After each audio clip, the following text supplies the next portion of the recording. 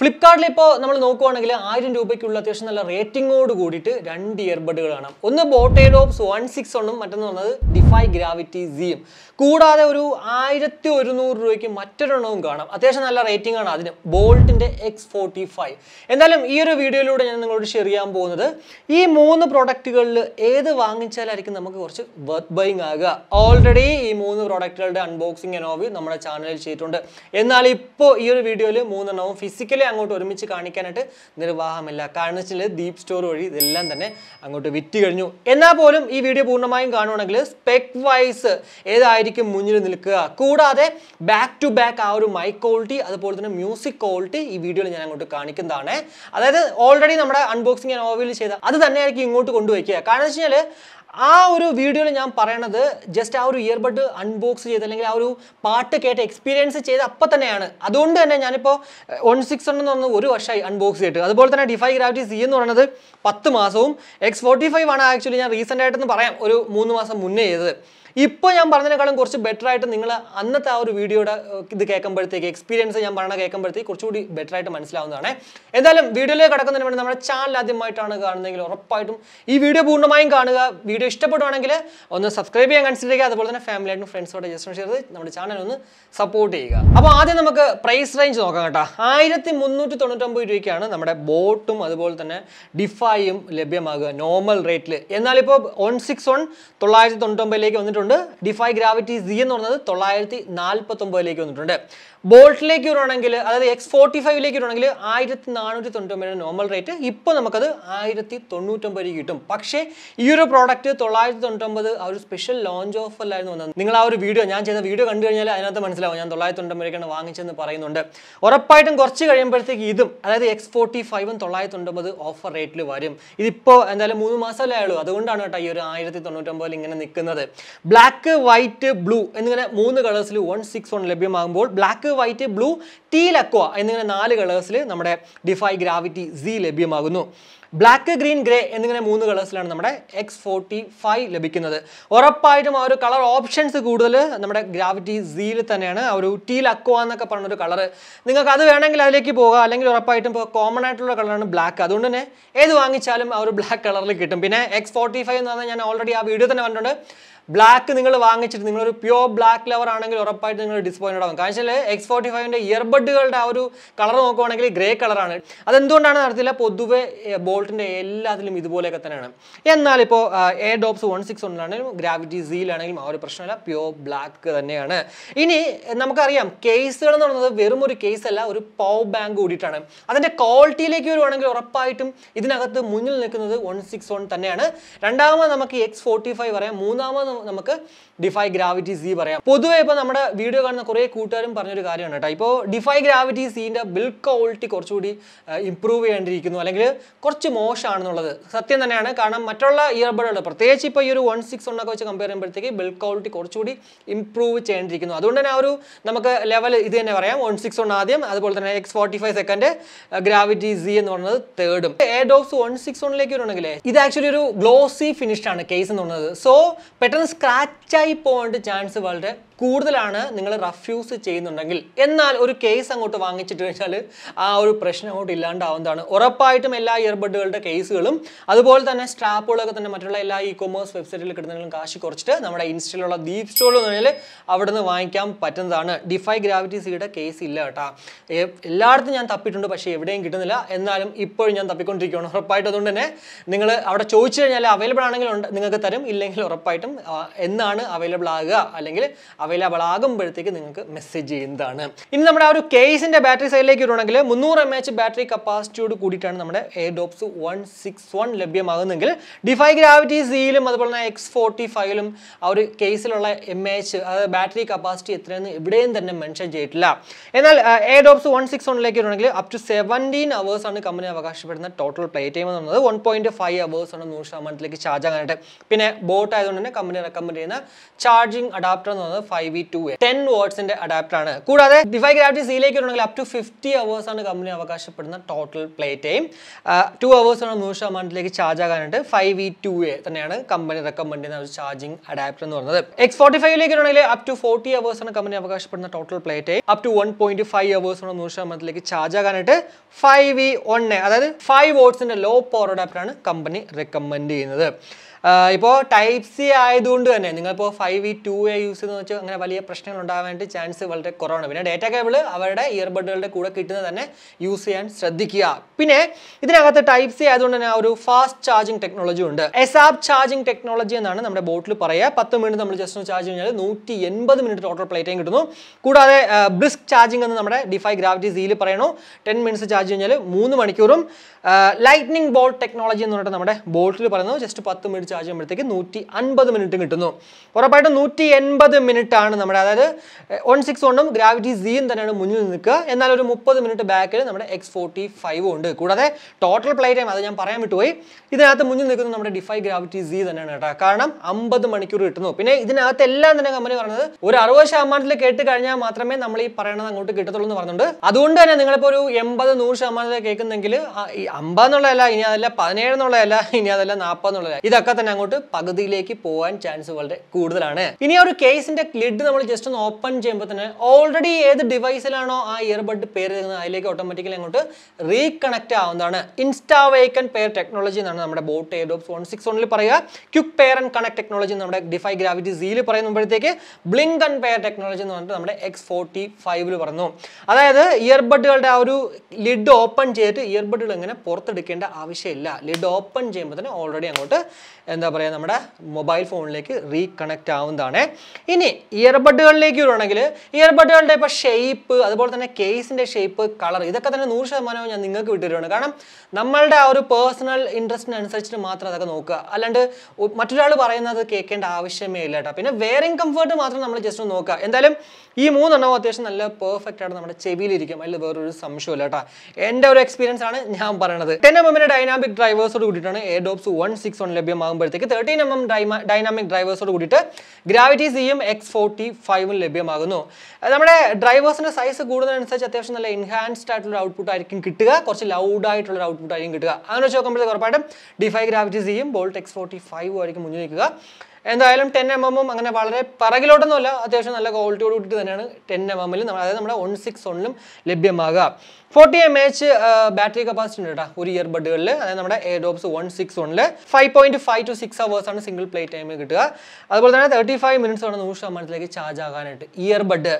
എന്നാൽ എത്ര mAh battery capacity എന്ന് ഗ്രാവിറ്റി സിയിൽ മെൻഷൻ ചെയ്തിട്ടില്ല. എന്നാൽ up to 10 hours ആണ് കമ്പനി അവകാശപ്പെടുന്ന ഒരു സിംഗിൾ പ്ലേ ടൈം എന്ന് പറയുന്നത്. 40 മിനിറ്റ്സ് ആണ് ചാർജിങ് ടൈം. 4.5 grams ആണ് ഓരോ ഇയർബഡുകളുടെയും വെയിറ്റ് എന്ന് പറയുന്നത്. ഇനി X45ലേക്ക് വരണമെങ്കിൽ 6 to 7 hours ആണ് കമ്പനി അവകാശപ്പെടുന്ന single play time. up to 30 minutes ആണ് 100% ചാർജ് ആകാനായിട്ട്. ഉറപ്പായിട്ടും ഇതിനകത്ത് അത്യാവശ്യം മുന്നിൽ നിൽക്കുന്ന വീണ്ടും പറയാനുള്ളത് ആ ഒരു പ്ലേ ടൈമിന്റെ കാര്യത്തിൽ Defy Gravity Z തന്നെയാണ്. കാരണം 10 hours കിട്ടും. ഇനി ആ ഒരു മൈക്ക് ക്വാളിറ്റിയുടെ കാര്യം പറയുകയാണെങ്കിൽ ഡ്യുവൽ മൈക്ക് വിത്ത് ENC ആണ് നമ്മുടെ 161, എന്നാൽ ക്വാഡ് മൈക്ക് വിത്ത് ENC ആണ് ഗ്രാവിറ്റി സിയിലും X45ലും. അതായത് ഓരോ ഇയർബഡുകളിലും 2 മൈക്ക് വീതമുണ്ട്. 161 എന്ന് പറയുമ്പോഴത്തേക്ക് ഒരു മൈക്ക് വീതമേ ഉള്ളൂ. എന്നാൽ ആ ഒരു മൈക്ക് ക്വാളിറ്റി എന്ന് പറഞ്ഞപ്പോൾ പൊതുവേ ഞാൻ കണ്ടുവരുന്നത് ഇപ്പോൾ 2 ആണെങ്കിലും 1 ആണെങ്കിലും എല്ലാം ഓൾമോസ്റ്റ് ലൈക്ക് സെയിം ആണ്. ആവറേജ് ആണ് ഈ ഒരു 1000, 1500, 2000 രൂപയ്ക്ക് നമുക്ക് കിട്ടുന്ന ആ ഒരു മൈക്ക് ക്വാളിറ്റി അല്ലെങ്കിൽ ആ ഒരു മൈക്ക് ഔട്ട്പുട്ട് എന്ന് പറയുന്നത്. ഉറപ്പായിട്ടും മൈക്ക് ക്വാളിറ്റി അതുപോലെ തന്നെ മ്യൂസിക് ക്വാളിറ്റി നിങ്ങൾ ഇനി കേൾക്കാൻ പോകുന്നത് ഞാൻ ആ വീഡിയോയിൽ പറഞ്ഞിട്ടുണ്ടല്ലോ ആ ഒരു ഷോട്ടുകളായിരിക്കും. കാരണം എന്ന് വെച്ച് കഴിഞ്ഞാൽ ഞാൻ ഓൾറെഡി വീഡിയോ തുടങ്ങിയപ്പോൾ തന്നെ പറഞ്ഞല്ലോ, ഇപ്പോൾ കുറേ ആയി ഈ പ്രൊഡക്റ്റിലൊക്കെ തന്നെ ഞാൻ അൺബോക്സ് ചെയ്തിട്ട്. സോ ആ ഒരു എക്സ്പീരിയൻസ് എനിക്ക് കൂടുതലായിട്ട് പറയാൻ പറ്റത്തില്ല. എന്നാൽ ഞാൻ അൺബോക്സ് ചെയ്ത വീഡിയോയിൽ കാണുമ്പോഴത്തേക്കുള്ള ഉപയോഗം എന്ന് വെച്ച് കഴിഞ്ഞാൽ ഒരു ഞാൻ യൂസ് ചെയ്ത് അപ്പം തന്നെ പറയുന്നുണ്ട് അതായിരിക്കും ഓൾമോസ്റ്റ് 99% ഔട്ട്പുട്ട് എനിക്ക് ഫീൽ ചെയ്തത്. അപ്പോൾ ഇപ്പോൾ നമ്മൾ കേട്ടുകൊണ്ടിരിക്കുന്നത് ബോട്ട് എയർഡോപ്സ് 161 നിന്നും ലഭ്യമാകുന്ന ആ ഒരു മൈക്ക് ക്വാളിറ്റിയാണ്. ഞാൻ നോർമലിയാണ് സംസാരിക്കുന്നത്, ഫാൻ അത്യാവശ്യം നല്ല സൗണ്ടോട് കൂടിയിട്ട് തന്നെ ഇറങ്ങിക്കൊണ്ടിരിക്കുന്നുണ്ട്. ഈ ഒരു സമയത്ത് എന്ത് തോന്നുന്നു, ആ ഒരു മൈക്ക് ക്വാളിറ്റി ഇൻഡോറിനകത്താണ് ആ ഒരു എന്താ പറയുക, നമ്മളൊരു ഓഫീസിലൊക്കെ ഇരുന്നിട്ട് സംസാരിക്കുവാണെങ്കിൽ ഓപ്പോസിറ്റ് നിൽക്കുന്ന ആൾക്ക് കേൾക്കാൻ പറ്റുമോ പെർഫെക്റ്റ് ആയിട്ട്? ഇപ്പോൾ നമ്മൾ കേട്ടുകൊണ്ടിരിക്കുന്നത് ഡിഫൈ ഗ്രാവിറ്റി സിയിൽ നിന്നും ലഭ്യമാകുന്ന ആ ഒരു മൈക്ക് ക്വാളിറ്റിയാണ് ഇൻഡോറിനകത്ത്. ഞാൻ നോർമലിയാണ് ആക്ച്വലി സംസാരിക്കുന്നത്. ഫാൻ അത്യാവശ്യം നല്ല സൗണ്ടോട് കൂട്ടിയിട്ട് തന്നെ കറങ്ങിക്കൊണ്ടിട്ടുണ്ട്. പുറത്തൊക്കെ കാക്ക നല്ല രീതിക്ക് വിളിക്കുന്നുണ്ട്. എന്തായാലും ഈ ഒരു സമയത്ത് ഡിഫൈ ഗ്രാവിറ്റി സിയിൽ നിന്നും ലഭ്യമാകുന്ന മൈക്ക് ക്വാളിറ്റി എന്തുമാത്രമുണ്ട്. ഒരു നോർമൽ ഒരാള് കോളിംഗ് പേർപ്പസിന് വേണ്ടിയാണ് 990 രൂപ കൊടുത്ത് ഇത് വാങ്ങിക്കുന്നെങ്കിൽ അത് വർത്ത് ബൈങ് ആകോ ഇല്ലയോ? നിങ്ങൾക്ക് എന്താണ് തോന്നുന്നത്? ഇപ്പോൾ നമ്മൾ കേട്ടുകൊണ്ടിരിക്കുന്നത് ബോൾട്ട് ഓഡിയോ X45 നിന്നും ലഭ്യമാകുന്ന ആ ഒരു മൈക്ക് ക്വാളിറ്റിയാണ് ഇൻഡോറിനകത്ത്. ആക്ച്വലി ഞാനിപ്പോൾ നോർമലിയാണ് സംസാരിക്കുന്നത്. കോഡ്സ് മൈക്ക് വിത്ത് ENC ആണ്. അതായത് ഓരോ ഇയർബഡിലും നമുക്ക് 2 മൈക്ക് വീതം ഉണ്ട്. ഒരു കോളിംഗ് പർപ്പസിന് വേണ്ടി നമ്മൾ ഈ ഒരു X45 വാങ്ങിച്ചത് വർത്ത് ബൈങ് ആകുമോ? എന്താണ് നിങ്ങൾക്ക് തോന്നുന്നത്? അത് വീഡിയോ കമന്റ് ആയിട്ട്. മ്യൂസിക് ക്വാളിറ്റിയെ കുറിച്ച് ഇനി പറയുവാണെങ്കിൽ നല്ല സൈലന്റ് ആയിട്ടുള്ളൊരു ഔട്ട്പുട്ടാണ് ആക്ച്വലി ഇതിൽ നിന്ന് ലഭ്യമാകുന്നത്. സൈലന്റ് എന്ന് വെച്ച് കഴിഞ്ഞാൽ നല്ല ബാലൻസ്ഡ് ആയിട്ടുള്ള ഔട്ട്പുട്ട്. അതായത് പൊതുവെ ബോട്ടിൽ നിന്നൊക്കെ എന്ന് വെച്ച് കഴിഞ്ഞാൽ കുറച്ച് ബേസ് നല്ല ഡോമിനേറ്റഡ് ആയിട്ട് ഒരു ലൗഡ് ആയിട്ടുള്ള സൗണ്ടാണ്. എന്നാൽ ഇവിടെ അങ്ങനെയല്ല. അത്യാവശ്യം നല്ല ക്വാളിറ്റി ഫീൽ ചെയ്യുന്നുണ്ട്. ക്വാളിറ്റി എന്ന് പറയുമ്പോഴത്തേക്ക് ചിലപ്പോൾ ബേസ് ഇഷ്ടപ്പെടുന്ന ആൾക്കാർക്ക് മേ ബി ഈ ഒരു പ്രോഡക്റ്റ് ഇഷ്ടപ്പെടാൻ ചാൻസസ് ഇല്ല. എന്നാൽ ബാലൻസ്ഡ് ആയിട്ടുള്ള ഒരു ഔട്ട്പുട്ട് ഇഷ്ടപ്പെടുന്ന ആൾക്കാർ പൊതുവെ ബോട്ടൊക്കെ എന്ന് പറയുന്നത് ഭയങ്കര ബേസ് ആയതുകൊണ്ട് കുറേ പേര് അങ്ങനെ എടുക്കാറില്ല. എന്നാൽ ഈ ഒരു പ്രോഡക്റ്റ് വാങ്ങിക്കുന്നതിൽ വേറെ പ്രശ്നമൊന്നുമില്ല. അത്യാവശ്യം നല്ല രീതിക്ക് ബേസ് ഉണ്ട്. എന്നാൽ ഭയങ്കര അരോചകത്വമല്ല. എന്നാലും നല്ല ഡോമിനേറ്റഡ് ആയിട്ടുള്ള ബേസ് ഉള്ള പാട്ടുകളാണെങ്കിൽ അത്യാവശ്യം അതിലും ആ ഒരു ഡോമിനേഷൻ കാണിക്കുന്നുണ്ട്. അതുകൊണ്ട് തന്നെ ഏതൊരാളും ഈ ഒരു പ്രോഡക്റ്റ് വാങ്ങിക്കുവാണെങ്കിൽ കൊള്ളത്തില്ല എന്ന് പറയത്തില്ല. എന്തായാലും എനിക്ക് ഇഷ്ടപ്പെട്ടു. ഭയങ്കര ഇംപ്രസ്ഡ് അല്ലെങ്കിൽ പോലും അത്യാവശ്യം കൊള്ളാം. 1000 രൂപയ്ക്കുള്ളിൽ വാങ്ങിക്കാൻ പറ്റുന്ന ഈ ഒരു മോഡലിലുള്ളൊരു പ്രോഡക്റ്റ് തന്നെയാണ്. കാരണം 141 എന്താ പറയുക, ഇതൊക്കെ വെച്ച് നോക്കുമ്പോഴത്തേക്ക് 141 കുറച്ചുകൂടി മ്യൂസിക് ക്വാളിറ്റി എവിടെയൊക്കെ എനിക്ക് ഫീൽ ചെയ്തു. എന്നാൽ ഇവിടെ അത്രയില്ല. ഞാൻ ഓൾറെഡി പറഞ്ഞു കഴിഞ്ഞു, ഒരു ബാലൻസ്ഡ് ആയിട്ടുള്ള ഔട്ട്പുട്ടാണ് ഇവിടെ ലഭ്യമാകുന്നത്. കൂടാതെ ആ ഒരു ലൗഡ്നെസ്സും ഇവിടെ കുറഞ്ഞിട്ടുണ്ട്. എന്തായാലും 990 രൂപ നിങ്ങൾ കൊടുത്തിട്ട് വാങ്ങിക്കുവാണെങ്കിൽ ഉറപ്പായിട്ടും അങ്ങോട്ട് എന്താ പറയുക, നിങ്ങൾക്ക് ഡിസപ്പോയിൻറ്റഡ് ആകില്ല എന്നുള്ളതിൽ യാതൊരുവിധ സംശയവുമില്ല. അപ്പോൾ ഇനി ഇതിൻ്റെ മ്യൂസിക് ക്വാളിറ്റിയിലേക്ക് വരുവാണെങ്കിലേ നമുക്കിതിനകത്ത് SBC AAC കോഡൊക്കെ ഉണ്ട്. അതുകൊണ്ട് തന്നെ 100% നമ്മൾ പാട്ട് കേട്ടാൽ പോലും നല്ല പെർഫെക്റ്റ് ആയിട്ട് പാട്ട് കേൾക്കാൻ പറ്റും. ഡിസ്ട്രാക്ഷൻസ് സംഭവിക്കത്തേ ഇല്ല. ഞാൻ പല പാട്ടുകളൊക്കെ കേട്ട് നോക്കിയിട്ട് എനിക്ക് അങ്ങനെ വലിയ പ്രശ്നങ്ങൾ ഉണ്ടായിട്ടില്ല. ഒരു 50% നമുക്ക് മിഡ് കുഴപ്പമുണ്ടോ എന്ന് ചോദിച്ചാൽ ഇതിൽ എൻഹാൻസ്ഡ് ആയിട്ടുള്ള ഒരു ഔട്ട്പുട്ട് അല്ല കിട്ടുന്നത്. അതുകൊണ്ട് തന്നെ നമ്മൾ മിഡിലൊക്കെ കേൾക്കുമ്പോഴത്തേക്ക് നമുക്ക് ആ ഒരു പെർഫെക്റ്റ് നിങ്ങൾക്ക് ഒരു ഭയങ്കര ലൗഡ് ആയിട്ടുള്ള ഒരു പാട്ട് ആഗ്രഹിക്കുന്ന, അതായത് ഓഡിയോ ഔട്ട്പുട്ട് ആഗ്രഹിക്കുന്നവർക്കാണെങ്കിൽ അത് സാറ്റിസ്ഫൈഡ് ആയിരിക്കില്ല. എന്നാൽ ഒരു 80 to 90% ഒക്കെ നല്ല രീതിക്ക് പാട്ട് നമുക്ക് എൻജോയ് ചെയ്യാൻ സാധിക്കും. പക്ഷേ നമ്മൾ ശ്രദ്ധിക്കേണ്ട ഒരു കാര്യം എന്ന് വെച്ച് കഴിഞ്ഞാൽ നമ്മൾ ഇതുപോലെ 80% 90% ഒക്കെ പോകുമ്പോഴത്തേക്ക് കമ്പനി പറഞ്ഞ 10 മണിക്കൂർ എന്ന് പറഞ്ഞാൽ അതിലോട്ട് താഴാനായിട്ട് ചാൻസ് ഉണ്ട്. എന്നാൽ പോലും നമുക്കൊരു 7 മണിക്കൂർ 6 മണിക്കൂറൊക്കെ മാക്സിമം ഇതിന് കിട്ടും എന്നുള്ളതിൽ യാതൊരു സംശയവുമില്ല. ഒരു ബേസ് ഡോമിനേറ്റഡ് ആയിട്ട്, അതായത് ഒരു ബേസ് ലവറാണ് നിങ്ങളെങ്കിൽ ഉറപ്പായിട്ടും ഇതിൽ പോകുന്നതിലും വേറെ പ്രശ്നമില്ല. ബാലൻസ്ഡ് ആയിട്ടുള്ള ഒരു ഔട്ട്പുട്ട് ആഗ്രഹിക്കുന്ന ഒരാളാണെങ്കിൽ അതിലും വേറെ ഒരു പ്രശ്നമില്ലാണ്ട് ബേസ് ഡോമിനേറ്റഡ് ഉള്ള ഒരു പാട്ട് കേൾക്കുമ്പോഴത്തേക്ക് നല്ല രീതിക്ക് ബേസ് ഡോമിനേറ്റഡ് ആകുന്നുണ്ട്. എന്നാൽ നിങ്ങളൊരു വോക്കൽ ഡോമിനേറ്റഡ് ഉള്ള പാട്ട് ആഗ്രഹിക്കുന്നവരാണെങ്കിൽ ആ ഒരു വോക്കലും നല്ല രീതിക്ക് തന്നെ ഡോമിനേറ്റഡ് ആവുന്നുണ്ട്. ഒരു ട്യൂട്ടറിൻ്റെ ഒരു ഔട്ട്പുട്ടാണ്, അതായത് ഒരു ട്രെബിൾ ഔട്ട്പുട്ടാണ് കുറച്ചുകൂടെ ഒന്ന് ഡോമിനേറ്റഡ് ആയിട്ട് നിൽക്കുന്നത് എനിക്ക് ഫീൽ ചെയ്തിട്ടുള്ളത്. എന്തായാലും ആ ഒരു ഗ്രാവിറ്റി ടർബോയിലും അതുപോലെ തന്നെ ഇതിനകത്ത് ആ ഒരു ഡിഫൈ ഗ്രാവിറ്റി സിയിലും ഞാൻ പറഞ്ഞത് മ്യൂസിക് ക്വാളിറ്റിയുടെ കാര്യത്തിൽ വേറെ ഒരു സംശയമില്ലാണ്ട് നമുക്ക് വാങ്ങിക്കാൻ കേട്ടോ. മ്യൂസിക് ക്വാളിറ്റിയിലേക്ക് ഉണ്ടെങ്കിൽ ഇതിൽ SBC AAC കോഡൊക്കെ ഉണ്ട്. AAC കോഡൊക്കെ ഉള്ളതുകൊണ്ട് തന്നെ യാതൊരുവിധ ഡിസ്ട്രാക്ഷൻസും ഉണ്ടാവാൻ ചാൻസ് ഇല്ല. നമ്മളൊരു 100% പാട്ടിട്ടാൽ പോലും. എന്നാൽ ചില പാട്ടുകൾ ഞാൻ ഇതിനകത്ത് ഇട്ടപ്പോഴത്തേക്ക് ചെറിയൊരു ഡിസ്ട്രാക്ഷൻ അനുഭവപ്പെട്ടു. പിന്നെ ഇതിൽ എടുത്തു പറയേണ്ട മറ്റൊരു സംഭവം എന്ന് വെച്ചാൽ നമ്മളൊരു 60-70% ഇടുമ്പോൾ തന്നെ അത്യാവശ്യം നല്ല എൻഹാൻസ്ഡ് ആയിട്ടുള്ളൊരു ഔട്ട്പുട്ട് കിട്ടുന്നുണ്ട്. അതായത് ചില ഇയർബഡുകൾ നമ്മൾ 100% കേൾക്കുന്ന ആ ഒരു ഔട്ട്പുട്ട് ഇവിടെ ഒരു 70% കേൾക്കുന്നുണ്ട്. അതൊക്കെ കൊണ്ടായിരിക്കാം അത്യാവശ്യം നല്ല എൻഹാൻസ്ഡ് ആയതുകൊണ്ട് 100% ഇടുമ്പോഴത്തേക്ക് ഒരു എന്താ പറയുക, ചെറിയൊരു ഡിസ്ട്രാക്ഷൻ ഉണ്ടാവുന്നതായിരിക്കാം. എല്ലാ പാട്ടുകളിലും ഇല്ല, ചില പാട്ടുകളിൽ മാത്രമേ ഞാൻ അങ്ങോട്ട് അനുഭവപ്പെട്ടുള്ളൂ കേട്ടോ. പിന്നെ ഒരു മ്യൂസിക് ക്വാളിറ്റിയുടെ കാര്യം പറയുവാണെങ്കിൽ, അതായത് ആ ഒരു ഔട്ട്പുട്ടിന്റെ കാര്യം പറയുവാണെങ്കിൽ മോണോ ഔട്ട്പുട്ട് ആണ് കുറച്ച് ഡോമിനേറ്റ് ആയിട്ട് നിൽക്കുന്നത്. എന്നാൽ ട്രെബിൾ ഉണ്ടോ എന്ന് വെച്ചാൽ ട്രെബിൾ ഉണ്ട്. അവിടെ ട്രെബിളിന്റെ അപാകത ഇല്ല. എന്നാൽ പോലും നമ്മൾ ശ്രദ്ധിക്കുവാണെങ്കിൽ ചിലപ്പോൾ അത് മനസ്സിലാകാൻ ചാൻസ് ഉണ്ട്. അതായത് ട്രെബിൾ ഔട്ട്പുട്ട് ആണ് കൂടുതലായിട്ട് ആഗ്രഹമുള്ള ആൾക്കാർക്കാണെങ്കിൽ ചിലപ്പോൾ ഇത് വരുമ്പോഴത്തേക്ക്, അതായത് ഈ ഒരു പ്രോഡക്റ്റ് നമ്മൾ കേൾക്കുമ്പോഴത്തേക്ക് ചെറിയൊരു വിഷമം ഉണ്ടാവാം, പക്ഷേ ഡിസപ്പോയിന്റ് ആവത്തില്ല കേട്ടോ. എന്നാൽ ഗെയിമിംഗ് എക്സ്പീരിയൻസ് ഒക്കെ നല്ല രസമായിരിക്കും ഈ ഒരു മോണോ ഔട്ട്പുട്ട് ഉള്ളതുകൊണ്ട് തന്നെ. സത്യം പറഞ്ഞാൽ ഒരു ഗെയിമേഴ്സിന് വേണ്ടിയാണോ ഇത് നിർമ്മിച്ചിരിക്കുന്നത്? ഒരു മോഡൽ മാത്രം വ്യത്യാസമൊന്നുള്ളൂ, പക്ഷേ ആ ഒരു ഔട്ട്പുട്ട് ഒക്കെ കേൾക്കുമ്പോഴത്തേക്ക് പലപ്പോഴും ഫീൽ ചെയ്യുന്നത് ആ ഒരു ഗെയിമേഴ്സിന് വേണ്ടി ഉണ്ടാക്കിയേക്കുന്ന ഒരു ഫീലാണ് കേട്ടോ. എനിവേ എന്തായാലും ഈ ഒരു മ്യൂസിക് ഹോളിന്റെ കാര്യം പറയുകയാണെങ്കിൽ അതിപ്പോൾ ബേസ് ഡോമിനേറ്റഡ് ആയിട്ടുള്ള ആയിക്കോട്ടെ, അതല്ല ബാലൻസ്ഡ് ആയിട്ടുള്ള ആയിക്കോട്ടെ, ഏതാണെങ്കിലും നമുക്ക് നല്ല പെർഫെക്റ്റ് ആയിട്ട് പാട്ടിലൊക്കെ കേൾക്കാനും പറ്റുന്നുണ്ട്. അതുപോലെ തന്നെ വീഡിയോസ് കാണുമ്പോഴത്തേക്ക് അതും അങ്ങോട്ട് എൻജോയ് ചെയ്യാൻ പറ്റുന്നുണ്ട്. അപ്പോൾ എങ്ങനെ ഉണ്ടായിരുന്നു ആ ഒരു മൈക്ക് ക്വാളിറ്റി കേട്ട് എങ്ങനെ തോന്നുന്നു? ഏതാണ് ബെറ്റർ ആയിട്ടുള്ളത്? കൂടാതെ ആ ഒരു മ്യൂസിക് ക്വാളിറ്റി ഞാൻ ആ പറഞ്ഞത് വെച്ചിട്ട് നിങ്ങൾക്ക് ഏതാണ് ബെറ്റർ ആയിട്ട് തോന്നിയത്? എന്തായാലും അത് വീഡിയോയുടെ കമന്റ് ആയിട്ട് രേഖപ്പെടുത്തണേ. കൂടാതെ ഈ 161 ഉണ്ടല്ലോ, അത് ഇപ്പോൾ ഇറങ്ങുന്നത് ഞാൻ ആ ഒരു വർഷം മുന്നേ ഉള്ളതിൻ്റെ വെച്ചിട്ടാണ് പറഞ്ഞത്. എന്നാൽ ഇപ്പോൾ ഇറങ്ങുന്നത് കുറച്ച് ബെറ്റർ ആണെന്ന് കേൾക്കുന്നുണ്ട്. അതെന്താണെന്ന് അറിയത്തില്ല. എന്തായാലും ഈ ഇടയ്ക്കായിട്ട് ഈ 161 ആരെങ്കിലും വാങ്ങിച്ചിട്ടുണ്ടെങ്കിൽ, 163 അല്ല 161 ആരെങ്കിലും വാങ്ങിച്ചിട്ടുണ്ടെങ്കിൽ ഉറപ്പായിട്ടും അത് വീഡിയോയുടെ കമന്റ് ആയിട്ട് ഇടുക. ഇപ്പോൾ ഞാൻ ഈ പറഞ്ഞ എക്സ്പീരിയൻസ് ആണോ നിങ്ങൾക്കും കിട്ടിയത്, അല്ലെങ്കിൽ അതിനേക്കാളും കുറച്ച് ബെറ്റർ ആയിട്ട് കിട്ടിയോ എന്നുള്ളത്. ബ്ലൂടൂത്ത് വേർഷൻ 5.1 ആണ് നമ്മുടെ എയർഡോപ്സ് 161. എന്നാൽ 5.2 ഗ്രാവിറ്റി സീൽ വരുമ്പോഴത്തേക്ക് 5.3 ആണ് X45 ലഭ്യമാകുക. അതായത് ഓരോ വേർഷൻ ഇങ്ങനെ കൂടി വരുന്നുണ്ട്. അതുകൊണ്ട് തന്നെ ഉറപ്പായിട്ടും ആ ഒരു കണക്ടിവിറ്റിയുടെ കാര്യത്തിൽ കുറച്ച് ബെറ്റർ ആയിട്ടുള്ളത് നമ്മുടെ X45 ആയിരിക്കും. കൂടാതെ ഗെയിമിംഗ് മോഡിലേക്ക് വരുവാണെങ്കിൽ പൊതുവെ ഇപ്പോൾ ഓരോ ഇയർബഡ് വാങ്ങിക്കുമ്പോഴും ചോദിക്കും, ബ്രോ അത് വെച്ചിട്ട് നമുക്ക് ഗെയിം കളിക്കാൻ പറ്റുമോ, അല്ലെങ്കിൽ ഇത് വെച്ചിട്ട് നമുക്ക് ഗെയിം കളിക്കാൻ പറ്റുന്നുള്ളത്. 161 വെച്ചിട്ട് ഉറപ്പായിട്ട് നമുക്ക് ഗെയിം കളിക്കാൻ പറ്റില്ല. കാരണം വെച്ചാൽ അതിനകത്ത് ഗെയിമിംഗ് മോഡ് അല്ലെങ്കിൽ ആ ഒരു ലോ ലേറ്റൻസി മോഡ് ഇല്ല. എന്നാൽ ഗ്രാവിറ്റി സിയിലേക്ക് വരുമ്പോഴത്തേക്ക് 50 ms ലോ ലേറ്റൻസി മോഡുണ്ട്. X45ലേക്ക് വരുവാണെങ്കിൽ അത് 45 ms ലോ ലേറ്റൻസി മോഡിലേക്ക് വരുന്നു. അതുകൊണ്ട് തന്നെ കുറച്ച് ബെറ്റർ ആയിരിക്കും 45 ms. പിന്നെ ഒരു 50 ആയാലും 45 ആയാലും 40 ms ആയാലും എല്ലാം തന്നെ ഓൾമോസ്റ്റ് ലൈക്ക് സെയിം ആണ്. പിന്നെ നമുക്ക് പറയാനേ ഉള്ളൂ മുന്നിൽ നിൽക്കുന്നത് നമ്മുടെ X45 എന്നുള്ളത്. IP റേറ്റിംഗിലേക്ക് വരുവാണെങ്കിൽ IPX5 ആണ് എയർഡോപ്സ് 161ലും X45ലും. എന്നാൽ IPX4 എന്താ പറയുക റേറ്റിംഗ് ആണ് നമ്മുടെ ഡിഫൈ ഗ്രാവിറ്റി സിയിൽ.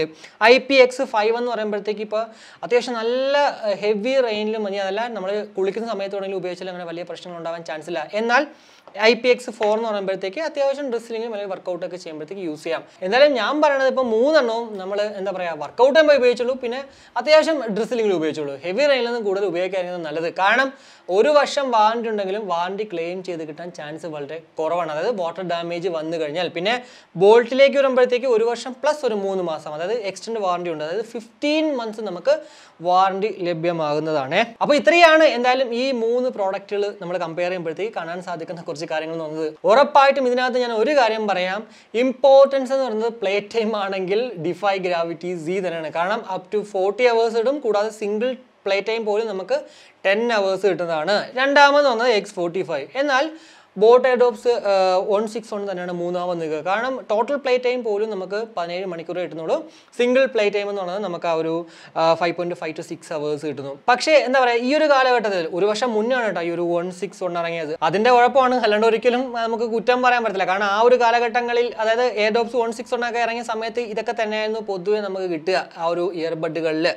പക്ഷേ വീണ്ടും പറയാനുള്ളത് നമ്മുടെ ടോട്ടൽ പ്ലേ ടൈം നമുക്ക് ഇവിടെ തന്നെയാണ്. എന്നാൽ ബിൽഡ് ക്വാളിറ്റിയുടെ കാര്യത്തിൽ ഉറപ്പായിട്ടും മുന്നിൽ നിൽക്കുന്നത് എയർഡോപ്സ് 161 ആണ്. പക്ഷേ ഗെയിമിംഗ് ഒക്കെ നിങ്ങൾക്ക് ഉണ്ടെങ്കിൽ ഉറപ്പായിട്ടും ഗ്രാവിറ്റി സീലോ അല്ലെങ്കിൽ X45ലേക്ക് അങ്ങോട്ട് പോവുക. അപ്പോൾ ഇത്രയേ ഉള്ളൂ. പിന്നെ വാറണ്ടി നിങ്ങൾക്ക് കുറച്ച് കൂടുതലുണ്ടെങ്കിൽ നമ്മുടെ X45ലേക്ക് വരിക. എന്തായാലും ഈ ഒരു വീഡിയോയിലൂടെ ഇപ്പോൾ നിങ്ങൾക്ക് കുറച്ചെങ്കിലും നിങ്ങൾക്ക് മനസ്സിലായെന്ന് വിശ്വസിക്കുന്നു ഈ 3 പ്രോഡക്റ്റുകളിൽ ഞാൻ ഏതായിരിക്കും വാങ്ങിച്ചാൽ വർക്ക് ബൈങ് ആകുക എന്നുള്ളത്. ഇനിയും എന്തെങ്കിലും സംശയം ഉണ്ടെങ്കിൽ ദയവേത് ഈ പറഞ്ഞതിൽ കൂടുതലായിട്ട് എന്തെങ്കിലും സംശയം ഉണ്ടെങ്കിൽ മാത്രം ചോദിക്കുക. അല്ലെങ്കിൽ ഉറപ്പായിട്ടും ഒന്നുകൂടി നിങ്ങളത് കാണുമ്പോഴത്തേക്ക് മനസ്സിലാകുന്നതാണ്. അപ്പോൾ ഈ വീഡിയോ ഞാൻ ഇവിടെ വെച്ചിട്ട് കൺക്ലൂഡ് ചെയ്യണം. വീഡിയോ ഇഷ്ടപ്പെട്ടെങ്കിൽ നമ്മുടെ ഫാമിലിയായിട്ടും ഫ്രണ്ട്സോടെ ജസ്റ്റ് കൂടുതൽ ലൈക്ക് ചെയ്യാനും കമൻറ്റ് ചെയ്യാനും മറക്കണ്ട. ഇനി സബ്സ്ക്രൈബ് ചെയ്തിട്ടില്ലെങ്കിൽ ഉറപ്പായിട്ടും സബ്സ്ക്രൈബ് ചെയ്യുക. മറ്റൊരു വീഡിയോ കാണുമ്പോഴേക്കും ബൈ.